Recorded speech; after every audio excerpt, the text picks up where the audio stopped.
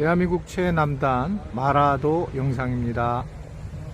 저도 오늘 처음 사실 와봤는데 바다가 입체적으로 보여서 참 좋습니다. 네, 안녕하세요.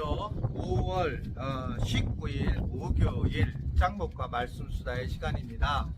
네, 마침내 창세기가 잘 마무리가 되고 이제 출애굽기로 넘어오게 되었습니다.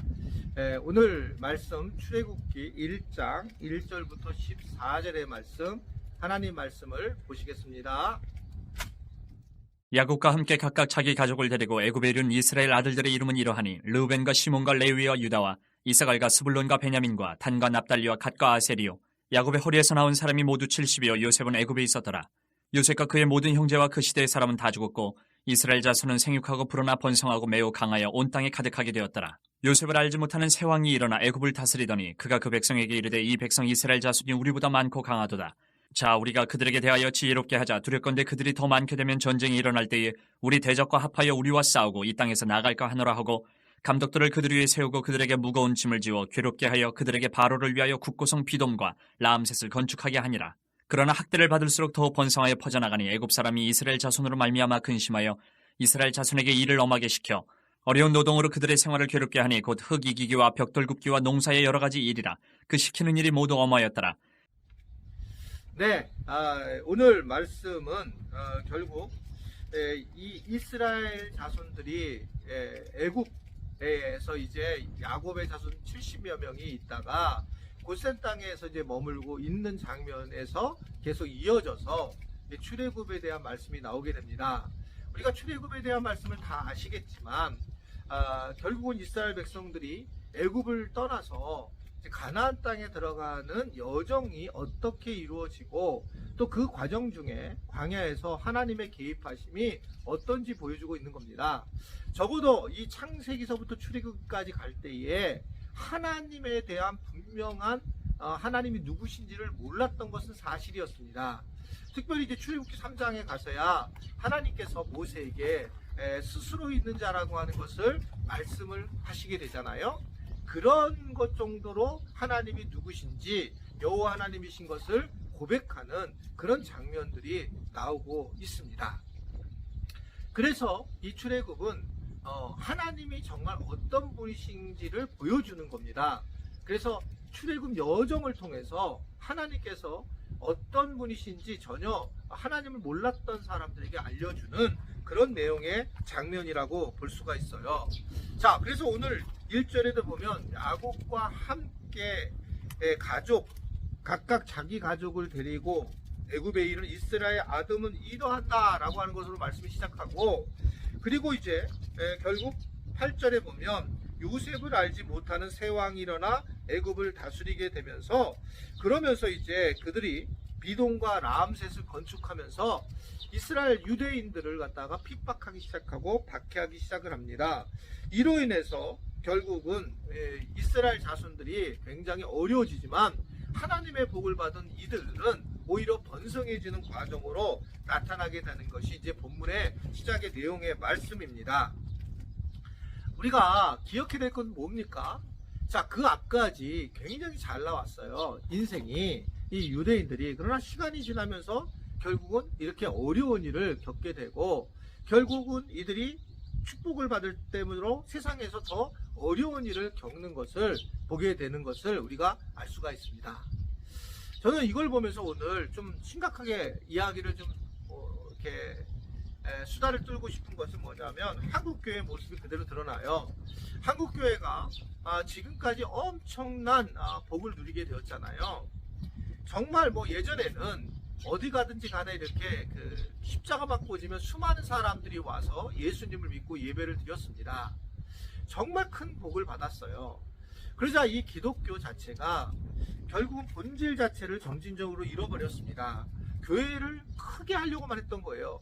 하나님이 크게 하시는 것은 우리가 문제없지만 스스로 목회자라든지 교인들이 교회를 크게 인위적으로 하려고 하는 그런 모습들을 보이게 되더라는 겁니다. 그러면서 교회들이 굉장히 세상적인 걸로 바뀌게 되었고, 세상을 구원한다라고 하는 교회가 도리어 세상에게 걱정을 끼치는 그러한 교회가 되는 것을 보게 됩니다. 아마 이 코로나 기간 동안에 그런 생각을 하셨던 분들 계실 거예요. 왜 우리 교회는, 다른 교회는 막 이런 상황에서도 나와서 뭐 집회도 하고 또는 뭐 교회 예배도 하지만 왜 교회가 예배를 드리지? 세상에 대해서 싸워야지 왜 그 예배를 갖다가 그렇게 위축돼서 드리느냐? 이런 것은 저는 아주 굉장히 반대해요. 왜냐하면 교회도 세상에 속한 집단이에요. 기관입니다. 세상에 속한 그러한 교회이기 때문에 결국은 우리가 세상을 변화시키려면, 우리가 다른 존재라고 한다면 교회가, 그렇다면 이건 말도 안 되는 얘기입니다. 세상을 바꿀 수 없어요. 근데 교회는 세상에 속한기 때문에 세상에 속한 부분으로 가야 된다는 거죠.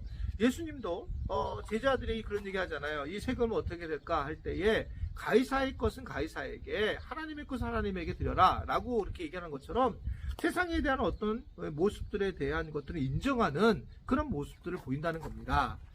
물론 세상에서 정말 큰 독재가 일어난다든지 이럴 때에는 우리가 기독교인들이 절대로 가만히 있으면 안 되는 거고, 분명히 이 문제를 가지고 나가야 되지만, 그러나 전체적인 그런 공적인 부분에 대한 것들은 교회가 따라가 주는 것이 너무나도 당연하다. 왜냐?